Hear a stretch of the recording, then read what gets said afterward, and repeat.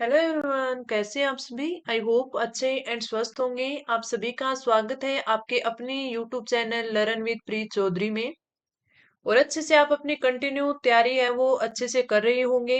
जैसा कि आपको पता है कि हम यहाँ पे इस प्लेटफॉर्म पे हमारा जो पेपर फोर्थ है उसमें हिंदी की क्लासेज है वो ले रहे थे। हिंदी की क्लासेज यानी हमारे पेपर फोर्थ की पार्ट फर्स्ट है। और आज जो हमारी हिंदी की क्लास है इसमें हमारा पार्ट ए।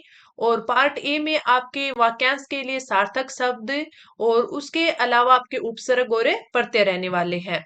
तो हम हर टेस्ट में आपके जो पार्ट ए है, पार्ट ए में जो आपका व्याकरण है 50 नंबर का आने वाला है, उसके हर एक टेस्ट में 3 से 4 है वो आपके टॉपिक है वो कवर कर रही हैं, ताकि आपका उनका रिवीजन अच्छे से होता रहे। और आपके पार्ट बी की बात करें तो पार्ट बी में आपके सारे के सारे टॉपिक है वो कवर हमें कर रही हैं, कभी 2 या 3 करके। कई स्टूडेंट के मैसेज आए थे कि मैम आप हमारी जो क्लास है वो कंटिन्यू करो, चाहे आप हमें 20 ही मिनट पढ़ाओ, लेकिन है वो कंटिन्यूटी बनी रहती है, तो इससे हमारी प्रैक्टिस है वो अच्छे से हो रही है। कोई भी डाउट होता है तो हम आपको उसी दिन पूछ लेते हैं, तो इसलिए आप कंटिन्यू करो, चाहे आप है वो क्लास है वो कम टाइम की लो। वो भी आपकी बात सही थी कि आपकी कंटिन्यूटी है वो बनी है, और इसी कंटिन्यूटी के साथ हम अगर आगे भी तैयारी करें तो हमारी अच्छी तैयारी है वो हो पाएगी।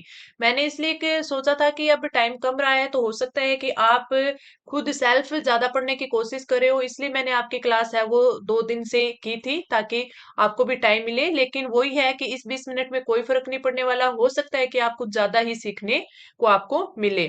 तो आपकी क्लास है वो हर डे रहेगी, और आपको पहले दिन ही आपको जो आपके पार्ट बी या सी का जो भी क्वेश्चन होगा वो आपको इस क्लास में बता दिया जाएगा, फिर अगली क्लास में उसका सॉल्यूशन हमें करेंगे। तो चलिए आज का जो टेस्ट है वो स्टार्ट करते हैं। सबसे पहले में दिया गया है कि वाक्यांशों के लिए सार्थक शब्द। सबसे पहले 10 अंक का है, प्रत्येक प्रश्न का 1 अंक रहने वाला है, यानी हम 10 है वो वाक्यांश के लिए एक शब्द करेंगे। सबसे पहला है बरसात बिल्कुल न होना। बरसात बिल्कुल न होना यानी अनावृष्टि। बरसात बिल्कुल न होना यानी अनावृष्टि। इसको यहीं पर हम याद करेंगे, चाहे हमारी 20 मिनट की क्लास हो, 15 की हो या 25 की हो, उसमें जो हम मैटर यहाँ पे पढ़ रहे हैं वो सारा का सारा यहीं पे याद करेंगे, ताकि जो आपका कंटेंट है आपके पास ज्यादा भी बना रहे और आप एक कम टाइम में उसे अच्छे से कवर कर पाए। बहुत कम बरसात होना को क्या बोलते हैं? अल्प वृष्टि। बरसात बिल्कुल ही न होना अनावृष्टि, और बहुत कम होना अल्प वृष्टि। क्या बोलेंगे इसको? अल्प वृष्टि। तो दोनों को अच्छे से ध्यान रखना, बिल्कुल ही न होना अनावृष्टि और बहुत कम होना अल्प वृष्टि। अगला है जिसको त्यागा न जा सके। जिसको त्यागा न जा सके तो उसे क्या बोलते हैं? उसे बोलते हैं अत्याज्य। उसे क्या बोलते हैं? अत्याज्य, जिसको त्यागा ना जा सके। अगला हमें दिया हुआ है सर्वाधिक अधिकार प्राप्त शासक। सर्वाधिक अधिकार प्राप्त शासक होता है उसे बोलते हैं अधिनायक। उसे क्या बोलते हैं? अधिनायक। उसे बोलते हैं अधिनायक।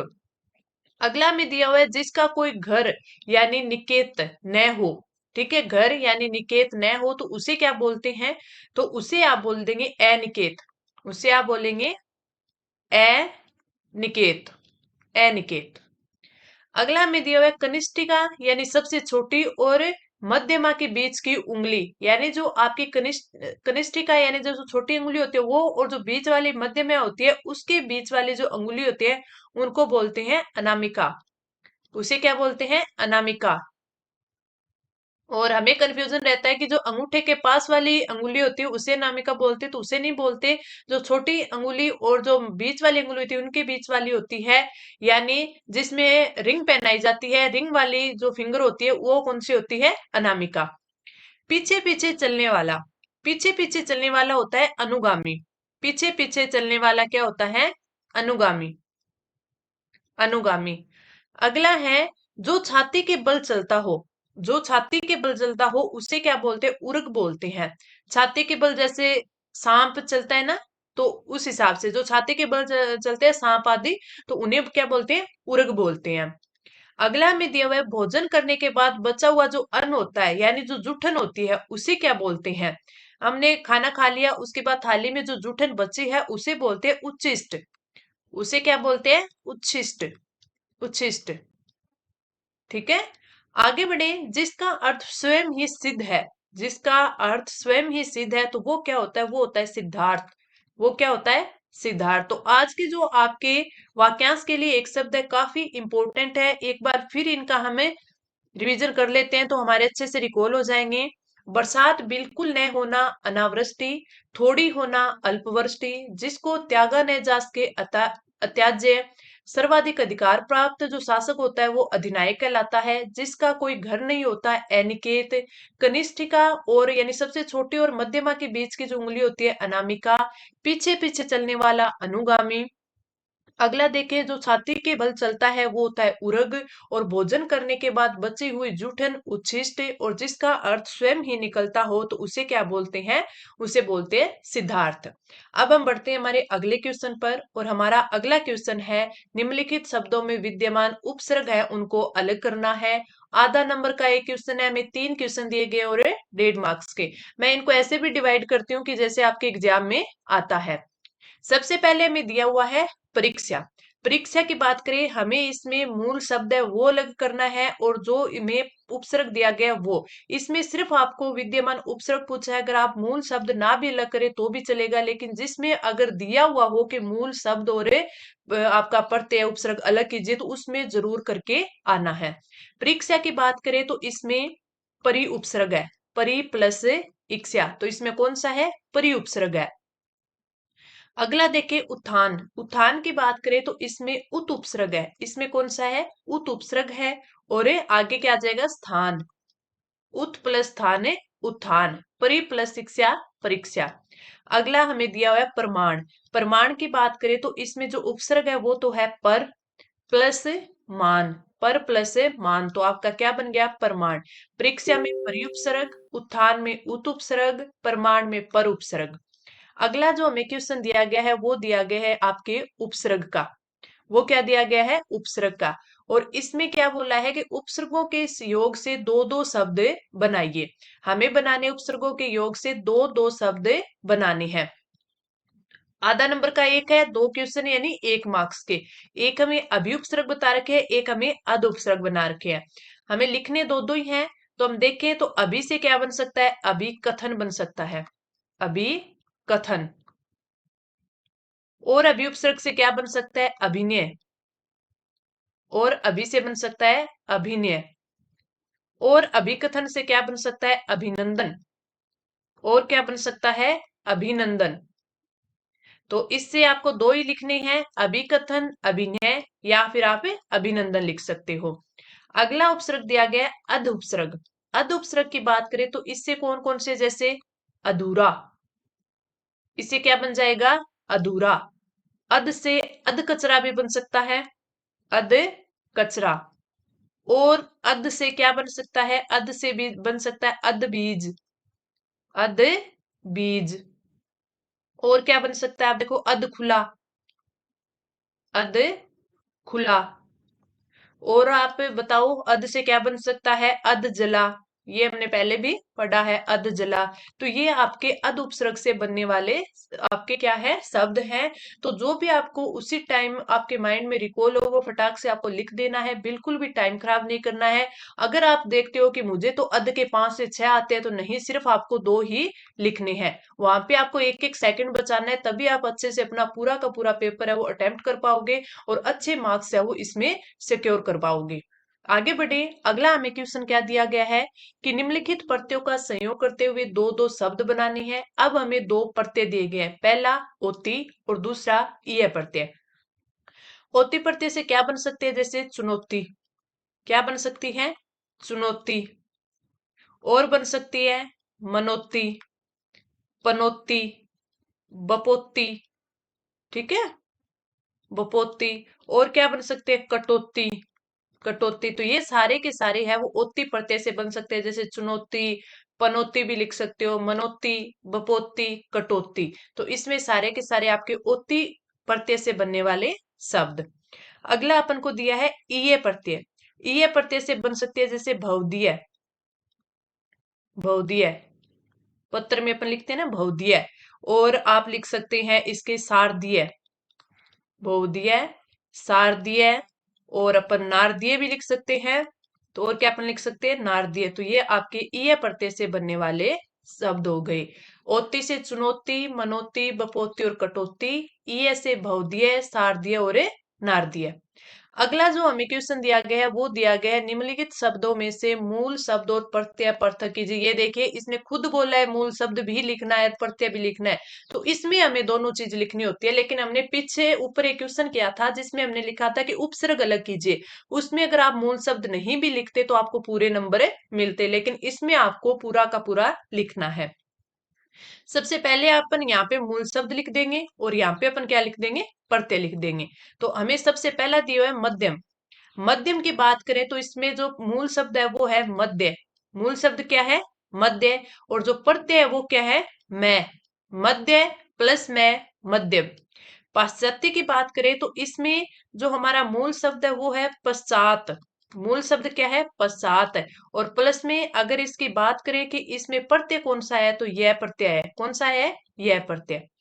अगला हमें दिया औदार्य। औदार्य में अगर मूल शब्द देखें तो मूल शब्द है उदार। मूल शब्द क्या है, उदार। और प्रत्यय की बात करें तो प्रत्यय कौन सा है, यह प्रत्यय है। तो इस प्रकार मध्य में मध्य मूल शब्द, मैं प्रत्यय। पाश्चात्य में पश्चात मूल शब्द और यह प्रत्यय। और औदार्य में क्या होगा आपका, उदार प्लस ये, यानी उदार आपका मूल शब्द और यह प्रत्यय।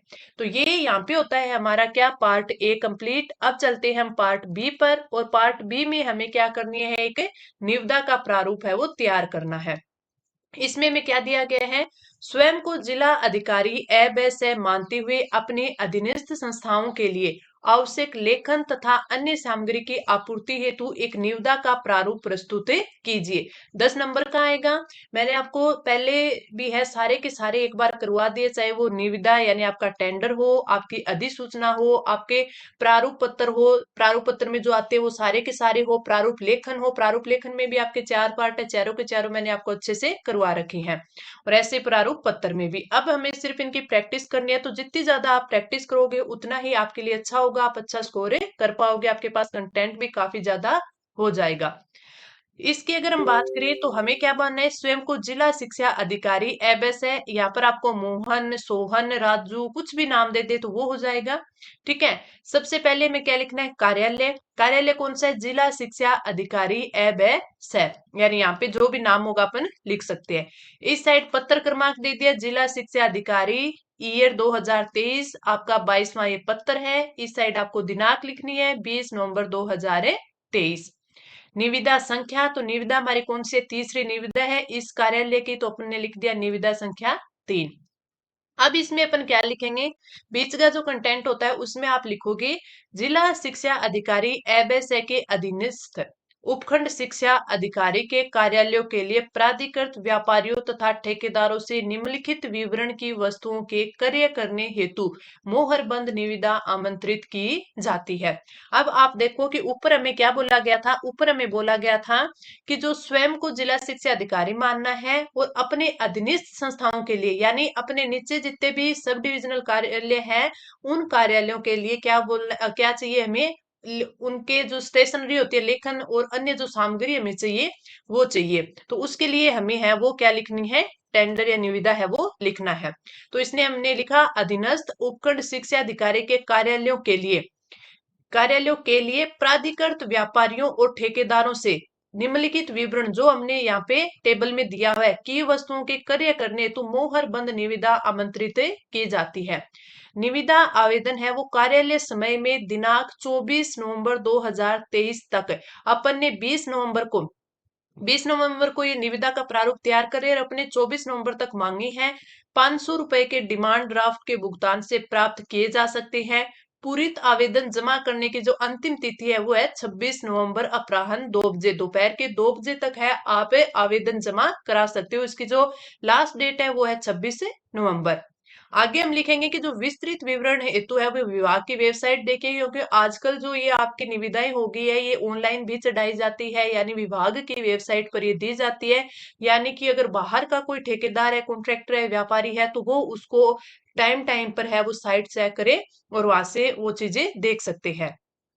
फिर हम एक नीचे बनाएंगे सारणी टेबल, जिसमें हम आपके यहाँ क्रमांक लिख देंगे, कितने कितने चीज हमें चाहिए, कौन कौन सी वस्तु चाहिए, उस वस्तु का विवरण लिखेंगे। उसके अनुमानित लागत जो हम बनाते हैं कि ये अनुमानित लागत होनी चाहिए, उसकी ध्रुव राशि क्या होगी, वो निविदा खोलने की तारीख और समय यहाँ पे देंगे, और वस्तु आपूर्ति हेतु अवधि है वो हमें 15 दिन का टाइम देंगे।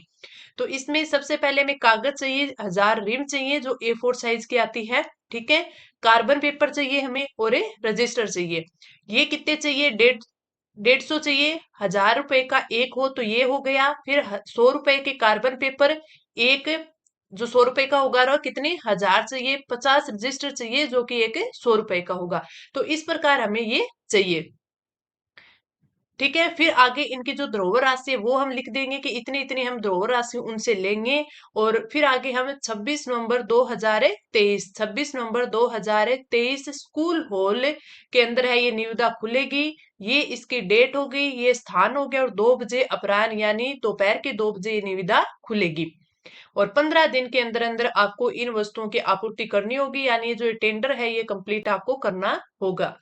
नीचे फिर हम शर्तें लिखेंगे। इन शर्तों में हमने लिखा है कि किसी भी स्तर पर निविदा को स्वीकृत करना या अस्वीकृत करना का जो पूरा अधिकार है वो अधो हस्ताक्षरी को प्राप्त होगा, यानी जो जिला शिक्षा अधिकारी है उनको होगा। किसी विवाद की स्थिति में न्यायाधिकार क्षेत्र सत्र एवं जिला न्यायालय अव्यय होगा, यानी जो यहाँ पे जिला न्यायालय लगता है या जो आपका क्षेत्रीय न्यायालय लगता है वो इसमें विवाद की स्थिति में होगा। और यहाँ पे जिला शिक्षा अधिकारी माध्यमिक शिक्षा, यहाँ पर उनके साइन हो जाएंगे, उनकी मोहर लग जाएगी। तो ये होता है आपकी निविदा। मैंने आपको अलग अलग है, जैसे भी फर्नीचर की निविदाएं बनवाई जा सकती है अपन को, किसी और कोई चीज की, जैसे कोई छात्रावास हॉस्टल हो गए उनके लिए कोई फर्नीचर लेना हो उसके लिए भी बनाई जा सकती है। तो ये सारी मैंने अलग अलग आपको बताई है। आज जो है वो हमने शिक्षा से संबंधित, यानी आपके स्कूल, आपके विद्यालय कॉलेज उससे संबंधित है कुछ, ये तो मैंने आपको ये बताया। तो आई होप आपको अच्छे से ये निविदा है समझ में आ गई होगी। कोई भी अगर आपको डाउट रहता है तो आप तुरंत हमें कमेंट कर सकते हैं इसी क्लास के नीचे। और कोई आपको आपको क्लास से संबंधित या फिर कोई आपकी वैकेंसी से संबंधित, पेपर से संबंधित कोई भी डाउट होता है तो आप इंस्टाग्राम पर भी हमें मैसेज कर सकते हैं।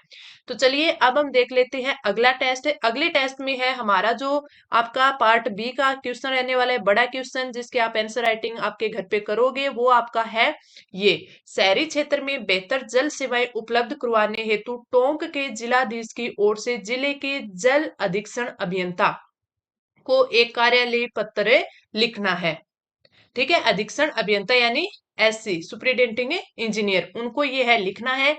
शहरी क्षेत्रों में बेहतर जल सेवाएं उपलब्ध करवाने के लिए टोंक के जिलाधीश के द्वारा लिखा जाएगा। जिले का जो जल अधीक्षण अभियंता है उनको ये कार्यालय पत्र लिखना है। इसकी आप प्रैक्टिस करना, आपको जितना समझ में आए उतना उस हिसाब से लिखना, जो आपने अभी तक प्रैक्टिस की है उस हिसाब से लिखना। लेकिन ये चीज हमेशा याद रखना कि आप ये मत सोचना कि कल जो सॉल्यूशन होगा, सॉल्यूशन की क्लास होगी उसमें हम देख लेंगे या फिर PDF पढ़ लेंगे, हमारा टाइम बच जाएगा। नहीं, अगर आप इसकी प्रैक्टिस करोगे तो आपकी तैयारी है वो और अच्छे से होगी, वहां पे भी आप अच्छे से लिख पाओगे। तो आपको लिखना जरूर है। अब ये है हम अगली क्लास में इसका सॉल्यूशन करेंगे।